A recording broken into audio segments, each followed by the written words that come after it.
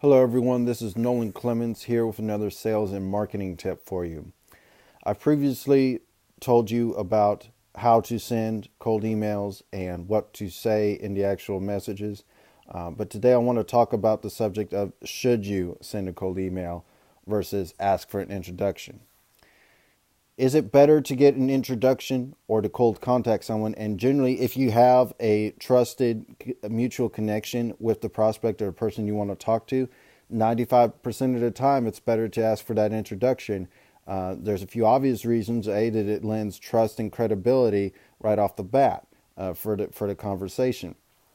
The only reasons why I could think of why you wouldn't want to do that is that you wouldn't want to have all of your outbound efforts be introductions, because one benefit of cold contact is that out of general politeness, the only reason why a prospect would get back to you with a positive response is they have a genuine problem and need your solution.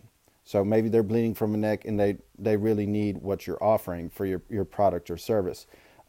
It's hard to get that feedback when you're being introduced. Some of them sometimes they may do it, but one inhibition is they don't want to offend either you or the person that made the introduction in the first place. And there's some etiquette on that too. Some people prefer double opt-in introductions where it would benefit both parties. So that's one way to avoid that.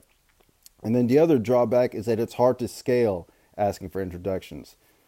Of course, I say that there are tools that are made specifically to solve that problem, so you can leverage not only your network but your team's network. Because you may have someone that's not in the sales department or isn't a salesperson that has a contact at a account that you want to access. So there's tools that can help detect that, and there's a couple of ways like mutual connections on social media, which not all LinkedIn connections actually know each other and have an established relationship. But there's email history, and I think that tool was called Signal, and it was designed for entrepreneurs that want to get an introduction to a venture capitalist, and they do that by email history to see, has this person actually communicated with that person. And that's one way to gauge it. That doesn't necessarily mean that they have relationships. So those are my tips.